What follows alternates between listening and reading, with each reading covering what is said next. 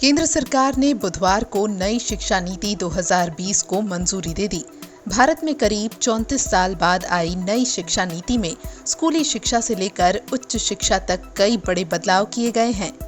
और इस नई शिक्षा नीति से विद्यार्थियों को क्या लाभ होगा और क्या कुछ बदलेगा, इसी तरह के कई सवाल हैं जो न सिर्फ विद्यार्थियों बल्कि उनके अभिभावकों के मन में भी है।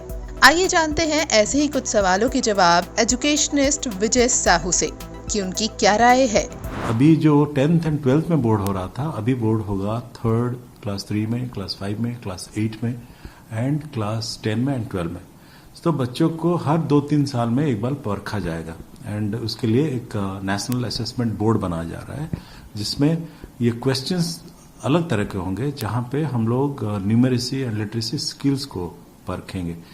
The other thing that has come into the school cluster बना जाएगा। आप देखेंगे भारत में क्या हुआ है, छोटे छोटे स्कूल बन गए हैं गवर्नमेंट्स के, और उसमें क्या है, साधन जो है वो साधन बिखर जाता है एंड ठीक फोकस वे में पढ़ाई नहीं हो पाता है। So encouragement will be done as school cluster and जो स्कूल खाली हो जाएगा because of making the cluster, उसको विकास केंद्र में बनाया जाएगा, जहाँ पे चेतना केंद्र में बनाया जाएगा, वेयर देयर विल बी 2030 तक सारे बच्चे, इंडिया के सारे जितने भी बच्चे हैं, करीब 3.5 करोड़ बच्चे, उनको minimum foundational and literacy skill दिया जाएगा। That's the target.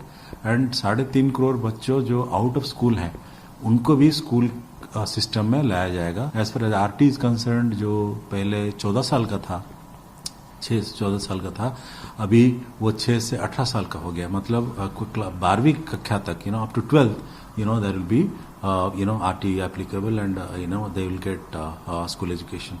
Higher education में भी बहुत अच्छे इसमें प्रावधान किया गया है। लाइक अभी क्या है, AICT है, UGC है और भी मेडिकल काउंसिल है। वो अभी क्या करें, national higher education regulatory authority बनाया जाएगा, जिसके तहत सारे हायर एजुकेशन आएंगे।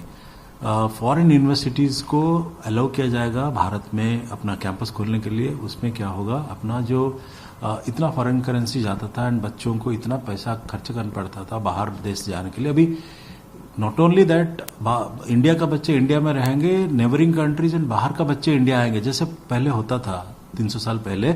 पृथ्वी से सारे देशों से लोग इंडिया आते थे पढ़ने के लिए। आई थिंक नाउ प्रयास किया जा रहा है, जो India will be a knowledge and hub centre for this. There will be a national testing agency जो बनाया गया है 2 साल पहले। अभी क्या होगा, जैसे सैट होता है, वहां पे बच्चों का कैपेबिलिटी परखा जाएगा, उस बेसिस पे उनको एडमिशन दाखिला दिया जाएगा, ताकि बच्चे रट के ये जो एंट्रेंस एग्जाम देके जो जाके फिर बाद में बहुत पछताते हैं, उनको कॉन्सेप्ट क्लियरेंस नहीं रहता है, वो कॉन्सेप्ट उनका अच्छा रहेगा and national testing agency concept level पे करेगा।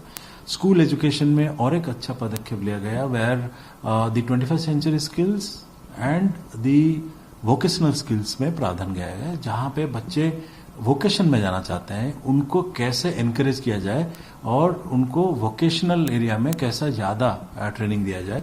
सेकेंड, बच्चों को क्लास 8 से लेके 12वीं तक सब्जेक्ट्स फ्री किया जाएगा। अभी क्या है, साइंस, आर्ट्स, कॉमर्स ऐसे करके सब्जेक्ट है। आप देखेंगे बाहर देशों में वैसे सब्जेक्ट नहीं है।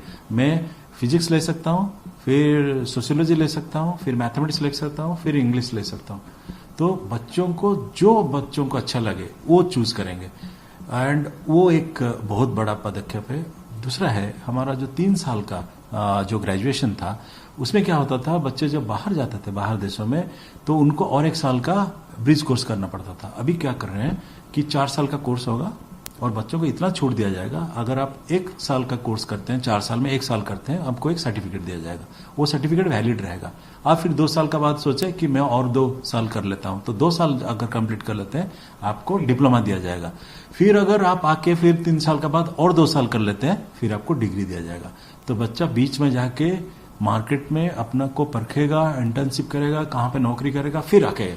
अभी क्या है, वो अगर उसका एग्जाम अगर 1 साल छूट गया, उसका कैरियर खत्म। सो वो फ्रीडम अभी आ रहा है, वो बाहर देशों में है, अभी इंडिया में आ रहा है। तो equity, accessibility, assessment, quality, affordability, ये पिलर पे अभी ये पूरा नेशनल एजुकेशन पॉलिसी बनाया गया है।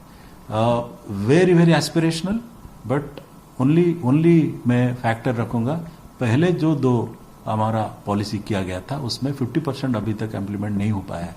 ये इतना एस्पिरेशनल पॉलिसी है जहां पे SEZ का बात हम लोग कर रहे हैं, जहां पे कर रहे हैं कि फिलैंथ्रोपिक फंड आएगा और अच्छा इंफ्रास्ट्रक्चर बनाएंगे। इसको अगर इम्प्लीमेंट किया जाएगा तो इंडिया तो सोना हो जाएगा, बट कितना हो पाएगा वो एक बड़ा प्रश्न है।